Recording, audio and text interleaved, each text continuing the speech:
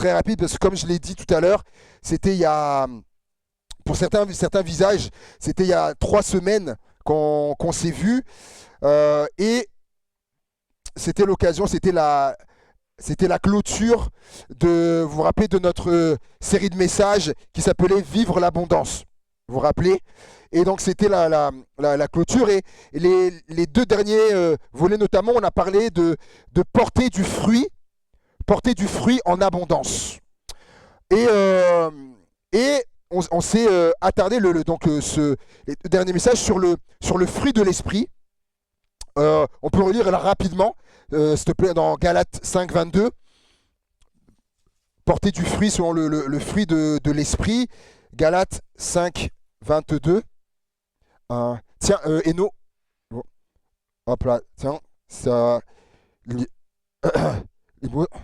ça peut resucrer. Alors, Galates 5, 22.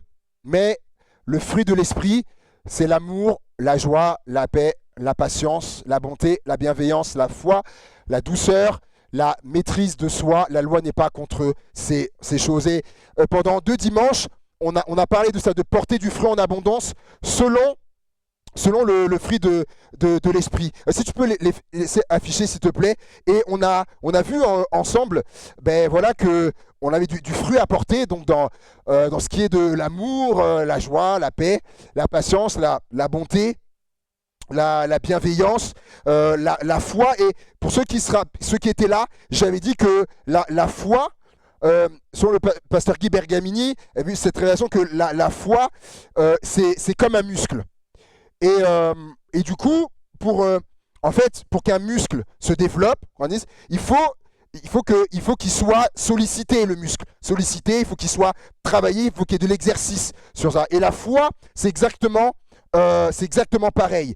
Et je pensais par rapport au congrès où nous sommes allés avec des jeunes et des adolescents, là, pendant 3 jours à Clermont-Ferrand, au Zénith. Il y a eu un moment, il y avait un des conducteurs de louanges qui a rendu témoignage plus tard. Il y avait là-bas ce qu'on appelle un temps qui s'appelle la chapelle. C'était un endroit où il y avait de la louange en permanence. En permanence, en continu, il y avait des conducteurs, conductrices de louange qui se relayaient. Et donc les gens pouvaient y aller comme ils voulaient dans la journée pendant les 3 jours. Et il y a un des conducteurs de louange qui a rendu témoignage et qui a dit que lors d'un des temps, le Seigneur lui a mis à cœur, je crois que j'en ai parlé mardi soir, ceux qui étaient là, lui a mis à cœur qu'il y ait un temps de prière pour les malades. Et vraiment, ça lui a mis à cœur la femme à la perte de sang, dans les évangiles, qui avait une perte de sang depuis 12 ans, et qui s'est approchée de Jésus, touché le bord de son vêtement, et qui était instantanément guéri. Il avait ça à cœur, et vraiment, il s'est dit, wow, ok, il dit, bah, Seigneur, il dit, j'y vais par la foi, hein, par la foi. C'est ça, fruit de l'esprit de la foi. Et il a dit, voilà, on va avoir un temps de prière, on va prier pour les malades, pour les jeunes, tout ça, qui ont des maladies, il y a des choses. Et il y a eu ce temps-là. Et à la fin, on a eu écho de quand ils ont demandé, il y a eu durant les 3 jours mais il y a eu des centaines de guérisons physiques pendant les 3 jours. Mais lui spécifiquement pendant ce temps-là, où il a eu à cœur ça, il dit il y a eu environ une 50aine de guérisons physiques, dont notamment plusieurs, c'est côté féminin, plusieurs qui ont été guéris. Pourtant, vous imaginez, c'était des jeunes là qui avaient déjà l'endométriose. Plusieurs, des dizaines guéris de l'endométriose, qui après ont eu des examens et qui s'étaient attestés, ils ont relayé du coup les témoignages.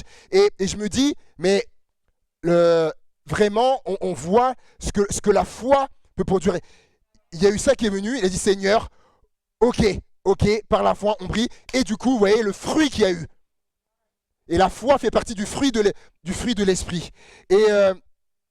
Et donc le fruit, du coup, ça a apporté du fruit. Hein. Et il y a donc la douceur également et la maîtrise de soi. Et j'aimerais vous donner un témoignage qui illustre les deux, la douceur et la maîtrise de soi. Quand j'étais à l'école biblique, il y avait une sœur, voilà, pour pas voilà, discréditer, je ne vais pas la nommer, il y avait une sœur qui était très dure. qui était très dure. Ma femme pourra témoigner. Elle était très dure, très cassante. Et alors, pour le coup, on n'était pas du tout dans le fruit de l'esprit, dans le fruit de la douceur. Mais pas du tout. Vous allez la voir, mais elle vous elle vous démolissait. Vous vous dites ça, vous dites, mais à l'école biblique, vous savez, on est tous en travail. Hein. Et la douceur, elle nous cassait. C'était vraiment des paroles très dures. Et puis un jour, on est en classe. Elle était dans ma classe. Et puis un jour, on est là en cours. Et puis à un moment donné, je vais noter quelque chose que le prof disait. Et puis, je prends mon stylo. Je prends mon stylo et puis j'essaye de noter. Et puis, ah bah mince. Pourtant, il y a plusieurs minutes avant, il écrivait très bien. Et là, ah bah il écrit plus. Et là, j'étais là, j'étais embêté. Je dis, ah mince, il écrit plus. Et là, elle était en face de moi. Donc il y avait les rangées. Elle était en face de moi, face au tableau. Et là, elle se retourne. Elle se retourne vers moi. Et elle me dit, mais t'es vraiment bête, David. Mais t'es vraiment bête. Regarde, ton stylo, tu l'as laissé là-bas, il n'y avait plus le capuchon, donc il a séché. Elle dit, mais t'es vraiment bête, t'es vraiment un imbécile. Les amis, oh là là. Là, je sais pas, t'as reçu les images de Vice Versa? Certains ont vu le film Vice Versa? Voilà. C'est sur les émotions. Les émotions. Les émotions, la joie, tristesse, le dégoût envers et la colère. Là, je sais pas si tu as reçu du coup l'autre, mais par exemple, on peut mettre celle-là où on voit que juste voilà. Là, lui, colère dans le film. Quand ça commence à monter, vous voyez son visage et ça commence à s'allumer là. Tu sens la colère, elle arrive. Et là, après, tu remets l'image d'avant, s'il te plaît. Et à un moment donné, ça part. Ça va quand sa colère, ça s'en va. Et là, je vous dis là, je vous livre mon cœur. Quand elle me sort ça, mon sang, il fait qu'un tour en moi. Et là, je sens la colère qui commence à monter. Et je me disais, avec mes mots, je vais la détruire avec mes mots. Parce que je vous explique. Moi, avant ma conversion, en parole, pour ça que pas la blâmer, en parole, je pouvais être très dur. En fait, dans un cas précis, en fait, si tu venais me chercher des noises, et en parole, et en plus, si je savais des choses, en fait, te concernant, où il y avait des choses sur toi, j'étais extrêmement tranchant, en fait, dans mes propos. Et vous savez, c'était les porcs épiques, là. Tu viens, etc. Pam, ça partait. Et donc, là, quand je suis à l'école biblique, ça fait juste 1 an que je suis converti. Hein. Ça fait juste 1 an. À ce moment-là, on est en 2008. Je suis converti en 2007. Ça fait juste 1 an que je suis converti. Mais mes amis, et là, elle me sort ça. Et là, je sens, moi, je vais exploser. Et je vais la détruire parce que, voilà, il y avait tout un tas de choses la concernant. Vraiment, je pouvais vraiment la mettre à terre. Vous savez que la vie et la mort sont au pouvoir de la langue. Et là, à un moment donné, il y avait cette chose qui me disait, tais-toi. J'allais exploser. Vraiment, ça allait. Ce truc qui était là en moi, tais-toi. C'était tellement dur. Mes amis, je vous dis, c'était tellement dur. Je voulais tellement y aller, tellement. Et je crois, sauf erreur, je redemanderai à ma femme, mais je crois que dans les personnes qui ont agi, non, je vais garder ça pour, je vais garder ça pour après.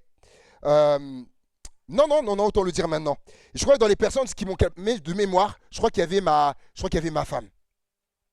Qui était pas, enfin à ce moment-là, on était juste amis, et qui me disait, du coup, et je lui disais, je vais lui rentrer dedans, avec les mots bien sûr. Et elle me disait non, elle me disait calme-toi, calme-toi, etc. Et regardez ce que dit le Proverbe 15, versets 1 et 2. Regardez, Proverbe 15, versets 1 et 2.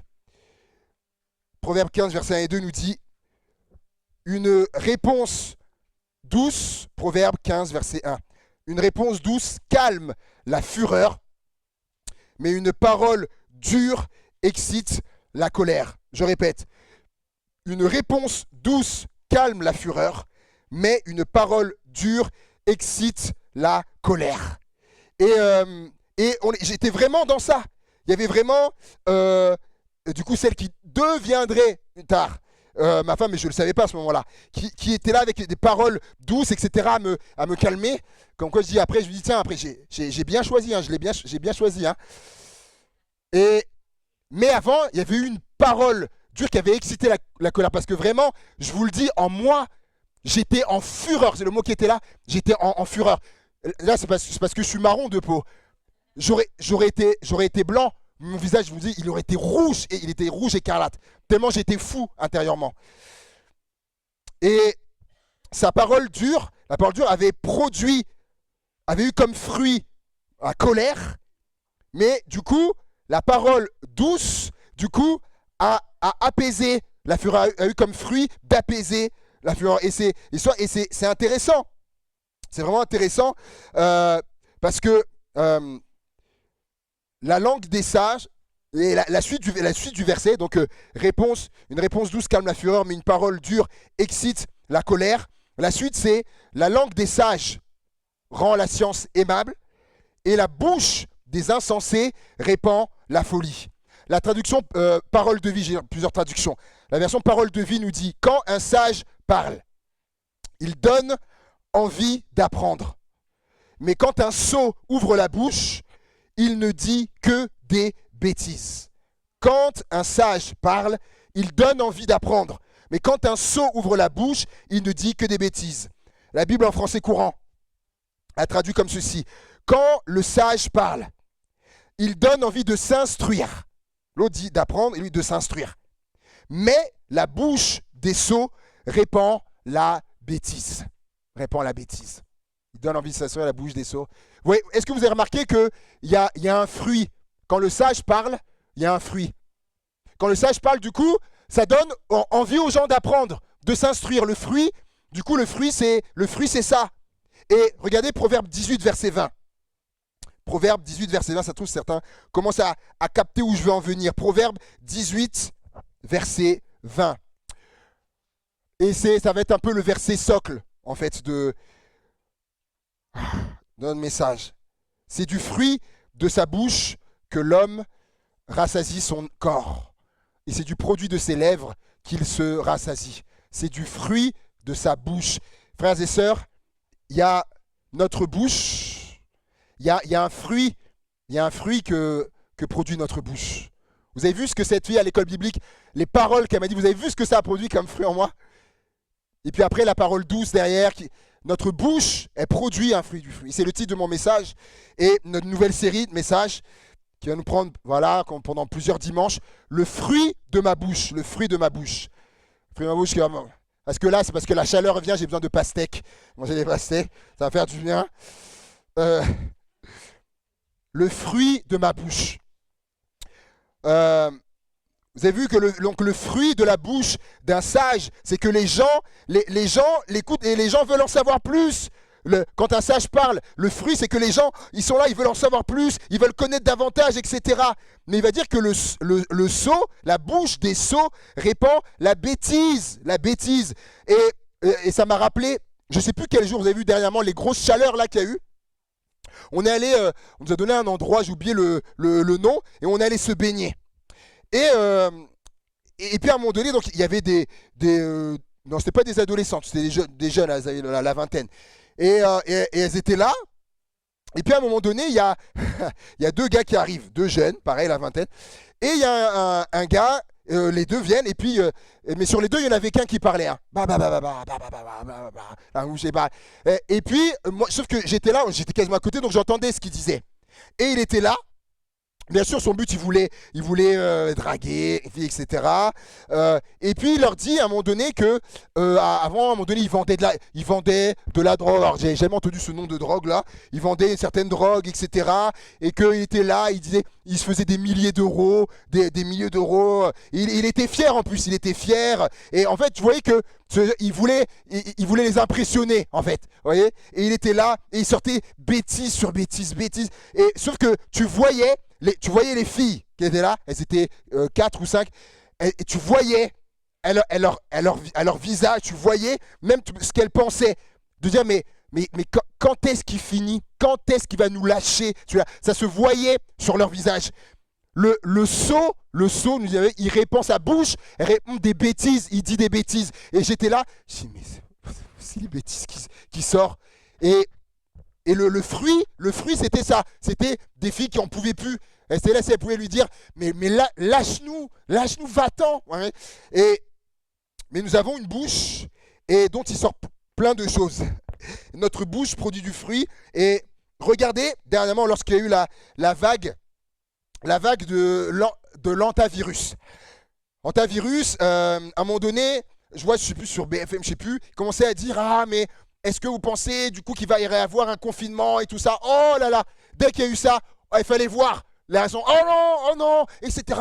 Les paniques, non. Et tu sentais que ça venait raviver un truc là. Ils ont dit non, on veut plus de confinement là. On veut plus. Parce que tout ce que ça a suscité, voilà, au niveau psychologique, au niveau, voilà, tout un tas de choses. Et il y a eu un stress qui est arrivé, de l'angoisse, de la panique chez certaines personnes, disant mais oh là là, c'est reparti pour un tout comme en 2020, on va être. Et vous voyez, juste des paroles. Juste, c'est ça, la bouche. Ah, est-ce que vous pensez qu'il va y avoir un confinement? Quoi?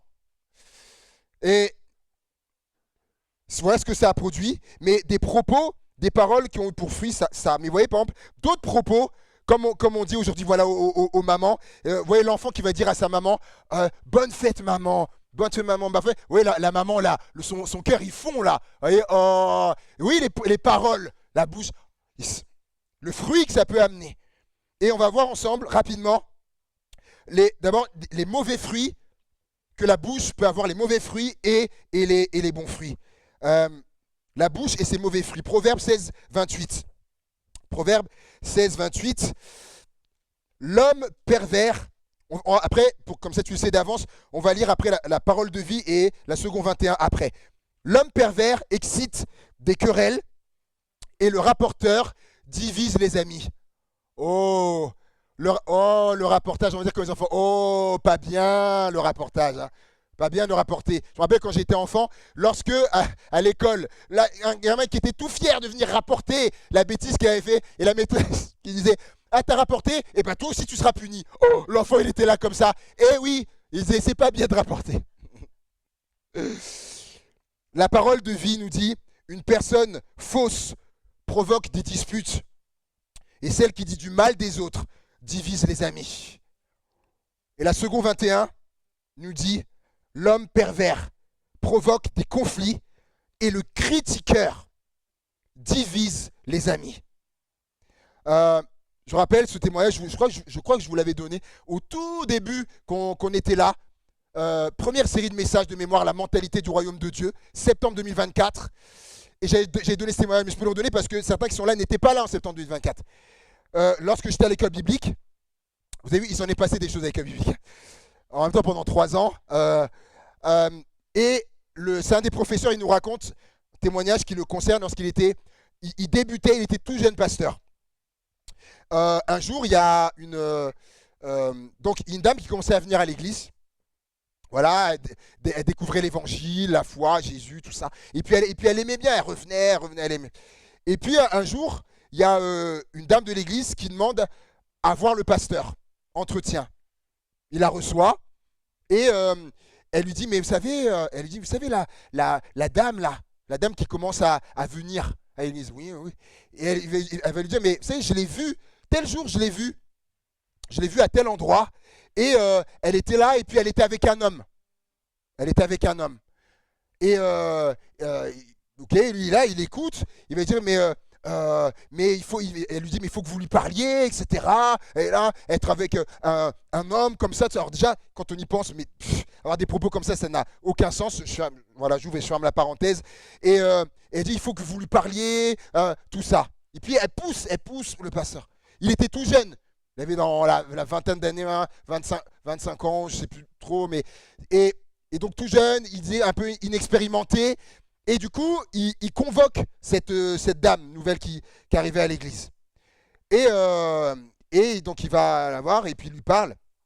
Et il va lui dire, vous savez, il va dire, mais apparemment, vous, alors maladroitement, hein, il va dire, vous avez été vu, quelqu'un vous a vu à tel endroit avec un homme, tout ça, mais voilà. Et lui-même, en fait, ne savait même pas, qu'est-ce que tu vas argumenter? Bon, elle était avec un homme, et lui, et là, il nous raconte, hein, et quand, je vous dis après, il s'est mis à pleurer, on était en cours, le prof, le pasteur, il se met à pleurer. Et il voit le visage de la dame se défaire. Et là, elle prend la parole, elle lui dit, elle dit, je suis un peu surprise. Elle dit, je suis un peu surprise. Elle dit, parce que pourtant, elle dit, je venais là, vraiment j'aime bien venir, ce que j'entends, etc., ce que je découvre. Et elle va lui dire, elle dit, je ne pensais pas que les gens étaient comme ça. Ou que on parle. Et là, il commence à se liquéfier, le pasteur. Là, il se rend compte que là, il a bourdé, là, en fait. Et là, elle lui dit, mais, pourtant, elle dit, j'étais bien, mais elle dit, mais je suis désolé, elle dit, je reviendrai plus. Là.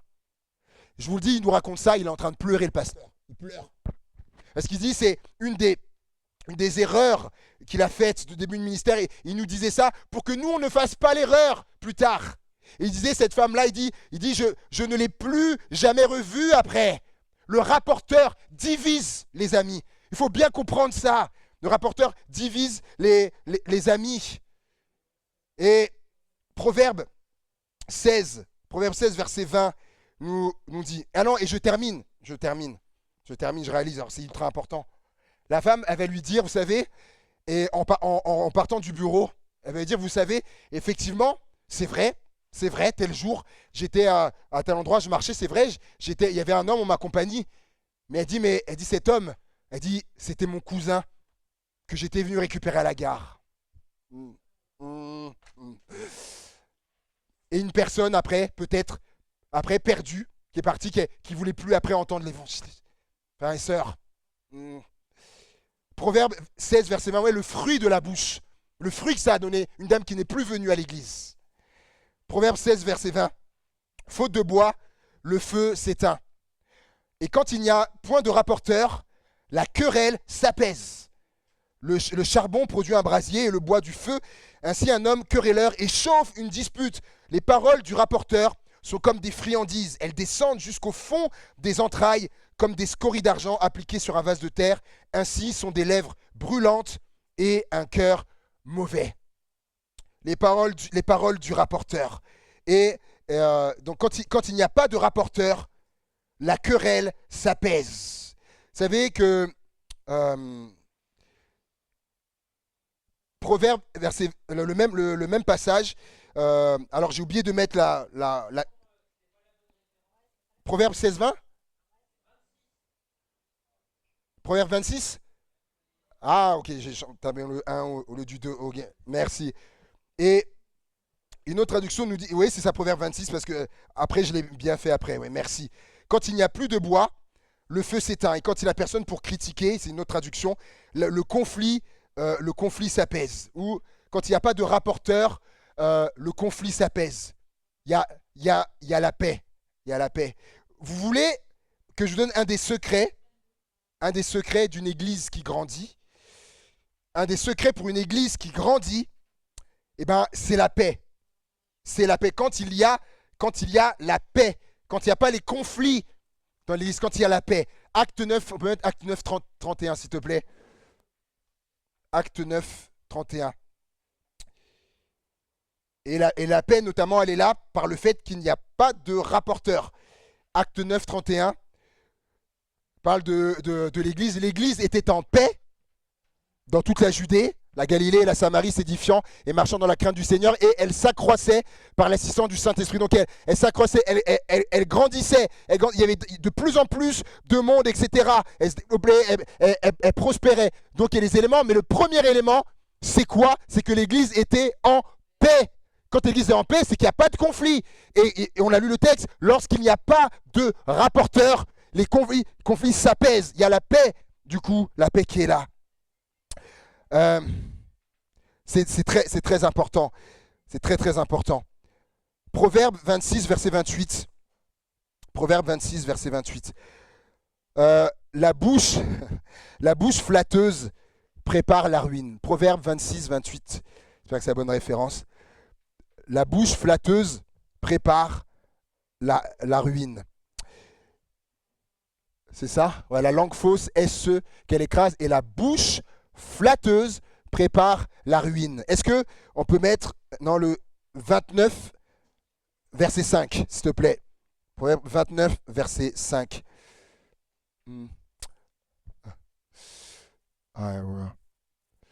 Un homme qui flatte son prochain tend un filet sous ses pas. La flatterie. Ça va vous dire, mais est-ce que vous avez remarqué que le fruit que ça génère à chaque fois, c'est pas bon, hein? Vous avez remarqué? La flatterie. Parce que des fois, il y a des gens qui confondent la flatterie avec les compliments. La flatterie, c'est pas des compliments. C'est pas des compliments. Et la définition, c'est une louange à quelqu'un, une louange fausse ou exagérée, adressée à quelqu'un dans le but d'obtenir quelque chose. J'aimerais vous dire, demain, si quelqu'un vient vous flatter, là, j'aimerais vous dire, oh, faites attention, mesdames. Et là, comme j'ai dit, je ne parle pas de compliments sincères, etc., bienveillants, authentiques. La flatterie. Et le meilleur exemple, on ne va pas lire, mais c'est Jean de La Fontaine, le corbeau et le renard. Et on voit, c'est vraiment l'image de ça où il va flatter, votre plumage, etc. Voilà. Que vous êtes mauve, vous êtes le phénix de l'autre de ses bois. Et là, le corbeau qui a le fromage dans le bec, il se sent plus là, il se sent plus. Et il ouvre le bec, il ouvrit largement le bec et il fit tomber le fromage. Et le renard, clac, c'est bon, il a eu. C'était son but, de le flatter. Et pour ça que, en fait, et c'est intéressant, c'est que même la science en parle. Alors, j'ai mis une photo d'un homme, il s'appelle Nicolas Guégan, on dit Guégan ou Guéguen, je sais pas, breton, qui est enseignant, donc enseignant-chercheur en psychologie sociale à l'université de Bretagne Sud. Il dirige le laboratoire d'ergonomie des systèmes de traitement de l'information et du comportement à Vannes. Donc là, je veux dire, voilà, c'est une tête. Et il dit, les recherches, donc il a fait des recherches. Ça, il dit, les recherches scientifiques montrent, il dit que peu de méthodes de manipulation sont plus efficaces que la flatterie. Il dit qu'en fait, la flatterie, c'est quasiment la plus haute méthode de manipulation, la flatterie. Et il dit, lorsqu'il s'agit d'obtenir de quelqu'un ce que l'on souhaite, certains pourraient penser que la flatterie est facile à démasquer, que certains compliments sont manifestement trop voyants pour nous tromper. Il dit, non, ce serait sans compter sur le plaisir que l'on a à entendre des choses agréables sur soi. Il n'est pas toujours nécessaire d'en dire autant que le renard de la fable pour flatter avec efficacité. Quelques mots judicieusement placés suffisent à changer à la fois le comportement et le jugement de quelqu'un. Donc c'est un chercheur, il a fait ses recherches sur ça. Il dit la flatterie, c'est de la manipulation. Et on comprend pourquoi Salomon, il dit qu'après, soit ça cause la ruine. Comment il dit? Que la bouche flatteuse, le fruit derrière, c'est la ruine, ou il tend un filet, celui qui flatte son prochain, il tend un filet sous ses pas derrière. Proverbe, alors de notre bouche peut sortir des compliments.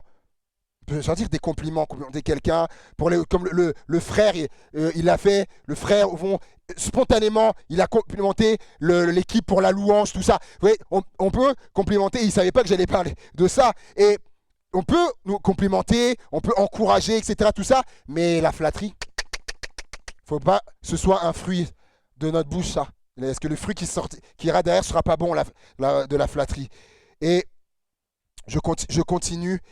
Proverbe 18.7, vous avez vu que tout ça c'est dans les Proverbes. Proverbe 18.7, qui est le livre de la sagesse, hein. La bouche de l'insensé cause sa ruine et ses lèvres sont un piège pour son âme. Proverbe 18.7, la bouche de l'insensé cause sa ruine et ses lèvres sont un piège pour son âme. Proverbe 16, verset 23, celui qui est sage de cœur manifeste la sagesse par sa bouche. Celui qui est sage de cœur manifeste la sagesse par sa bouche et l'accroissement de son savoir paraît sur ses lèvres. Et j'aime beaucoup la version Summer qui dit que si le cœur d'un homme est pénétré de sagesse, il parlera de façon avisée et les paroles aimables, donc qui sortiront de sa bouche, les paroles aimables sont d'autant plus persuasives. Alors, pour persuader quelqu'un, quand on veut persuader une chose dont on sait que c'est vrai, si imaginez, vous voulez persuader quelqu'un d'une chose que vous savez être vraie, hein. Vous voulez persuader, et puis vous lui dites ça, mais avec des paroles mal aimables. Vous pensez que ça va avoir un effet en lui? Et non, et c'est pour ça qu'il dit qu'il parle de paroles aimables. Il dit que les paroles aimables, si on peut mettre Summer, les paroles aimables sont d'autant plus persuasives. Ces paroles sont d'autant plus persuasives. Ouais, c'est la version Summer, les paroles aimables. Ah, bon, j'en ai une en tout cas qui dit des paroles aimables. Et Proverbe 15, 23. Non, pardon, Proverbe 22, 11. Proverbe 22, 11. Celui qui aime la pureté du cœur et qui a la grâce sur ses lèvres a le roi pour ami. Proverbe 22, verset 11. Celui qui a la pureté, celui qui aime la pureté du cœur et qui a la grâce sur ses lèvres a le roi pour ami. Et notre traduction, parce qu'on dit ah là, merci, il a trouvé, les paroles sont aimables. Et Proverbe 22, 11, la grâce sur ses lèvres traduit aussi par qui parle avec bonté, selon la parole de vie. Proverbe 22, 11, qui parle avec bonté.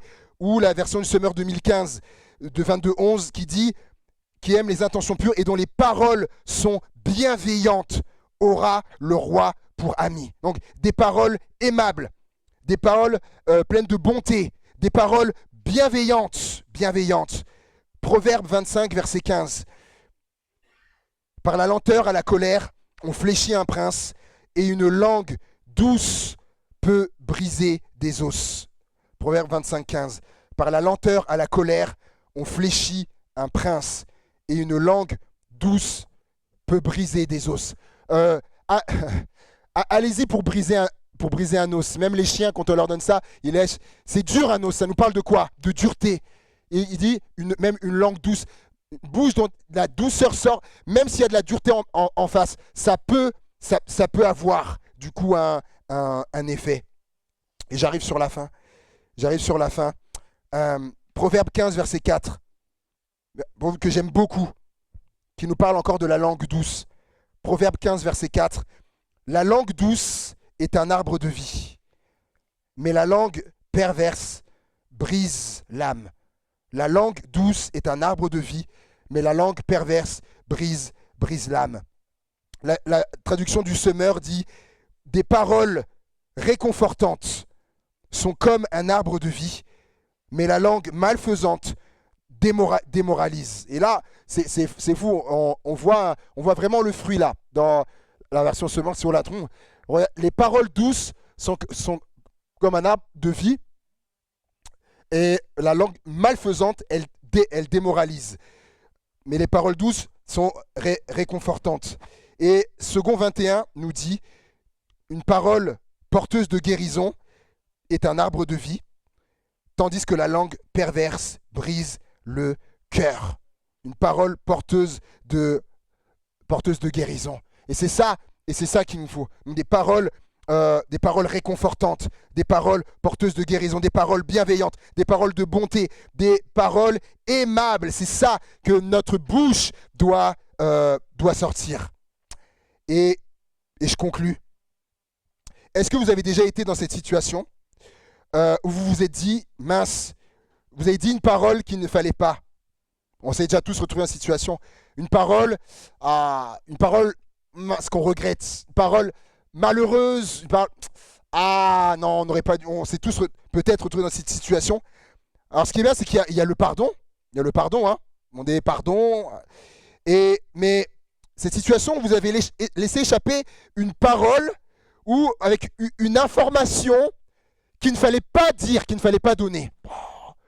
Soit parce que c'était confidentiel ou la personne vous avait dit de pas et vous avez laissé échapper cette parole et là et là vous êtes tracassé, oh, et là, oh là là, mince, j'aurais pas dû le dire, et là, c'était quelque chose que la personne n'avait pas à savoir, mais vous l'avez dit, et ça aurait pas dû sortir de votre bouche, et des fois, l'angoisse que ça produit derrière, ou même le soir, la nuit, on est là, on y pense, mais mince, aux conséquences, et la personne ne devait pas le savoir, et si elle le répète à un autre, et ça va faire le tour, et ça peut s'embraser, et peut-être certains ont déjà vécu ça. Alors je vais conclure en vous donnant 2 conseils, qui viennent de la parole de Dieu, 2 conseils par rapport à ça.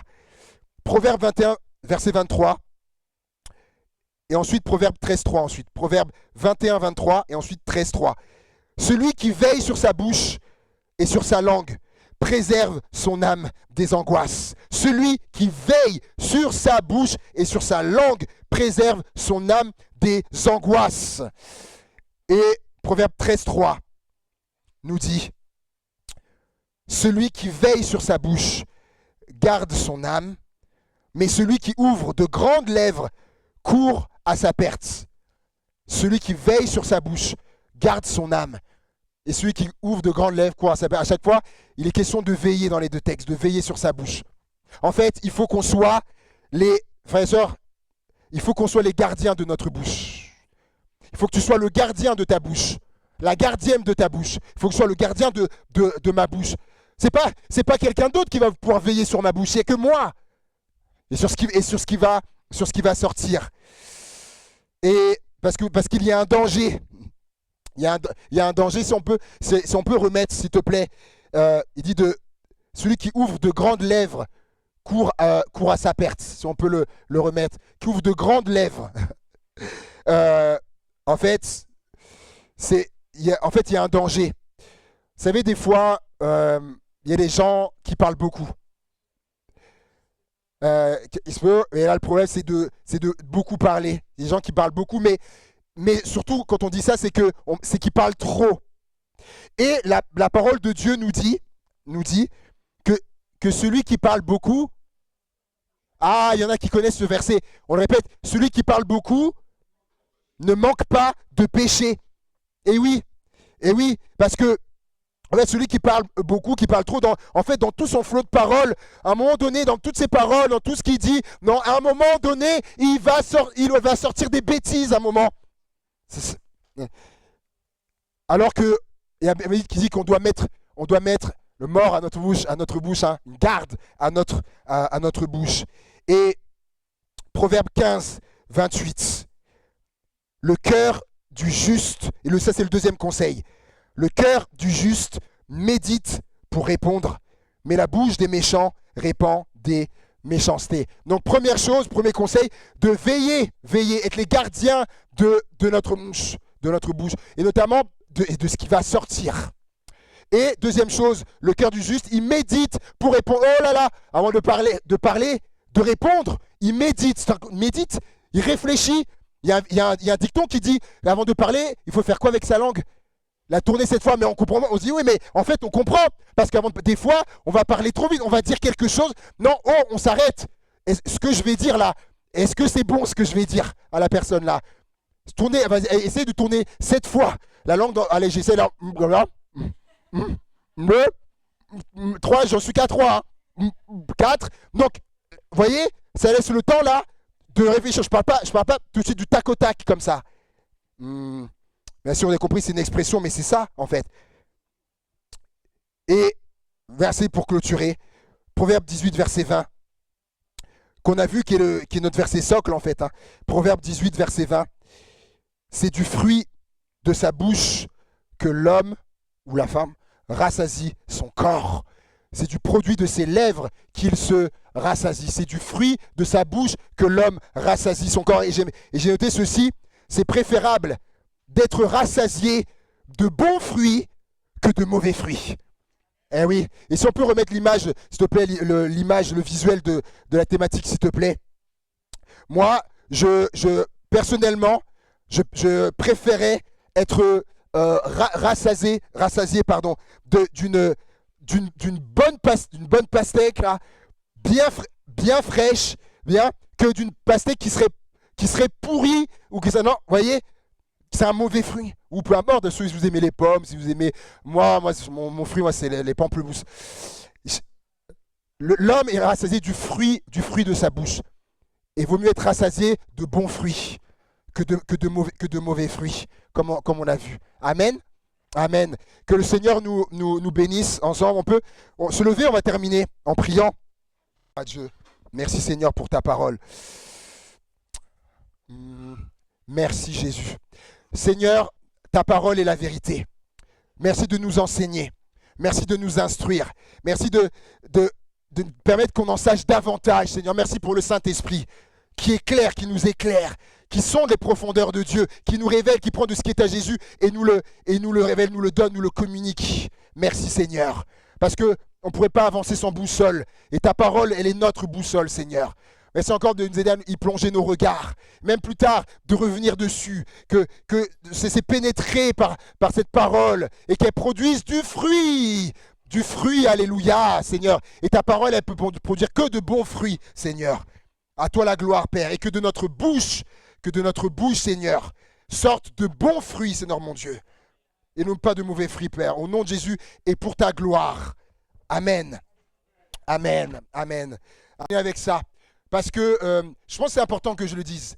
Par rapport à cette fille à l'école biblique qui avait des paroles dures, très agaçantes, il n'y avait pas le fruit de la douceur.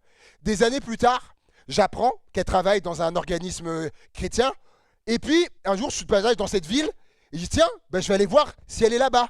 Pourtant, vous vous rappelez comment elle m'avait parlé. Hein, mais le Seigneur travaille Et j'y vais. Et j'étais content en plus d'aller. Et là, et puis elle travaillait ce jour-là. Et on y va. Et puis, on commence à discuter, tout ça.